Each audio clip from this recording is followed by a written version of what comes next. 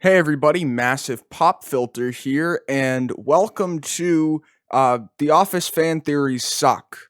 There's a lot of bad ones out there. I'm going to be dissecting one video in particular that really bothered me more than it should have, so let's get into it.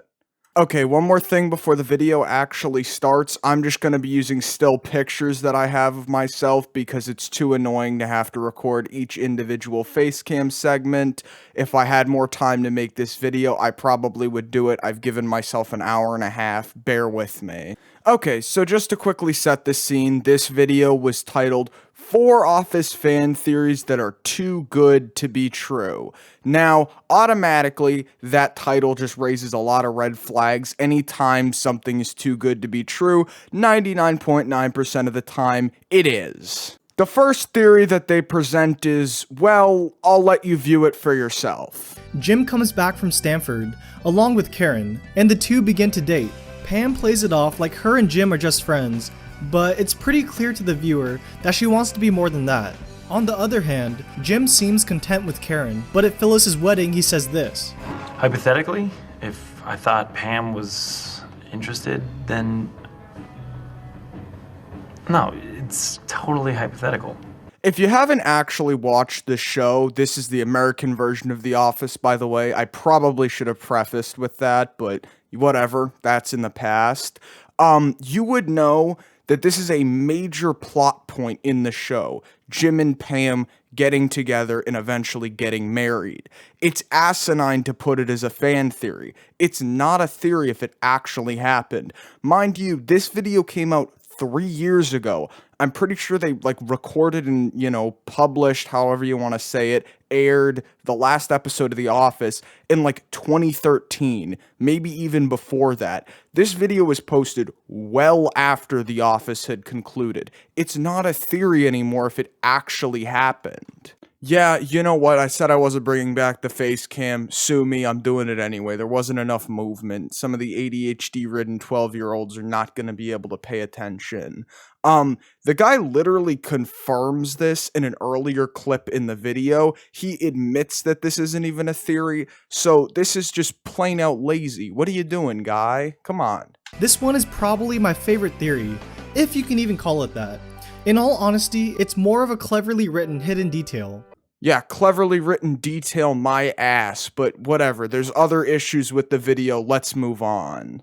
At first glance, the accounting department of Dunder Mifflin seems innocent enough. Nothing really seems out of the ordinary, but what if that's exactly how they want to portray themselves to everyone in the office? Even if you don't agree with me, you really can't argue the fact that the three of them had the perfect disguise for doing illegal activities like money laundering. As the series progresses, Kevin seems to get dumber and dumber, which I honestly think is just a cover to avoid any suspicion.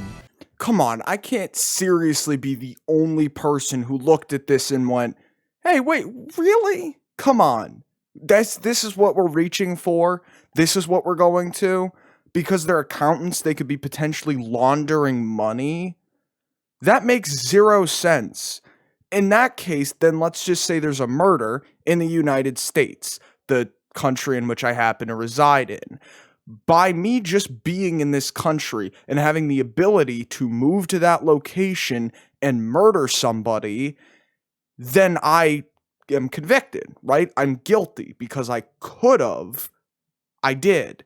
It's not how the justice system works at all. Not that I'd know. Don't even have a high school degree, hardly even a law degree, But still, come on. You can't just make that assumption. Now, I can't show all of the evidence because there's literally 3 minutes worth of it, and I'm not just trying to rip this guy's video, but most of it is pretty much, Kevin seems kind of dumb. That's suspicious. Angela, she seems to have multiple personalities. That's just kind of odd. It makes you think, it's almost like they're, TV characters, and they're meant to not be completely realistic, and, some of the details of their personalities are exaggerated to make better TV. I don't know. Could be wrong. However, there was one thing that I actually saw in here that at least made some semblance of sense. Something else to note is that Dunder Mifflin Scranton is continually the most profitable branch in the whole company, which doesn't make a lot of sense because Dunder Mifflin has branches in bigger cities like Syracuse and Buffalo.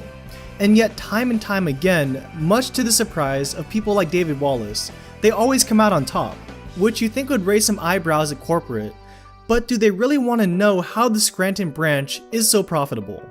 Why didn't you lead with this? This actually makes sense. I mean, it's a valid point. How the hell are they consistently the most profitable branch? They seem like the most unorganized group of morons that could have ever been collected within an office building. You know, it makes great TV, but there's no way they would actually get a lot of work done. So that's the only thing that really makes sense. Doesn't even mean they're laundering money, you know?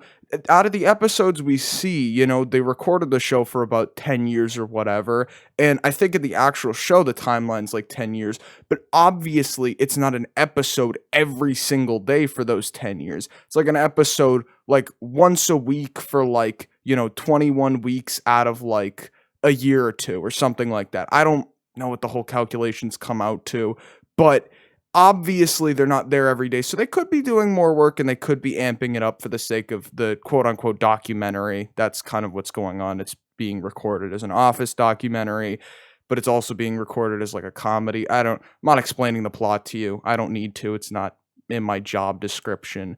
But this is the only valid point, and even that is kind of like, well, you know, whatever. Who cares? It's like a little suspicious, admittedly, but honestly, it's not grounds to say that they're laundering money by any means. And now for the final theory that we're going to go through. I know this video said 4 theories and we're only going through 3, but the last one is about the Scranton Strangler, a plot point that never really gets resolved. In the video, the guy doesn't make like a great case for who he thought was a Scranton Strangler, but honestly, it doesn't really matter. It was never decided. It's like an actual theory and probably the only real theory in this video. So they get a pass on that. A 1 out of 4. You still failed, but whatever. Bob Vance, Vance Refrigeration. Ryan Howard. Bob Vance, Vance Refrigeration. But wasn't it kinda weird how he always introduced himself by saying Vance Refrigeration? I mean, who does that? Well, there's actually a reason behind it. And no, he doesn't just like how it sounds, and he isn't shoving his company down the throats of everyone he meets. At least I hope not. But instead, Bob Vance is getting 100% free advertisement for his company through the documentary team and the cameras that are always present at Dunder Mifflin. And to this I say, okay, fair. That is a legitimate theory. However, what about that is too good to be true? Like the video title suggests. What about that is even remotely interesting? Cool, he's getting free advertisement. That's great. That's not a detail you include in a video about, you know, supposed like hidden details that are too good to be true. It doesn't matter. No one actually cares if he's getting free advertisement or not. I don't know. I just thought this video was really stupid, and, you know, I may or may not have run out of video ideas and went, you know what, let's just clown on this for a bit because this seems like a pretty easy target.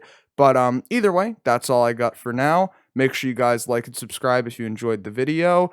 If not, you know what, feel free to leave a comment and call me an ignorant teenager, which, you know, you wouldn't be wrong. But as I said earlier, that's all I got for today. Hazmat out.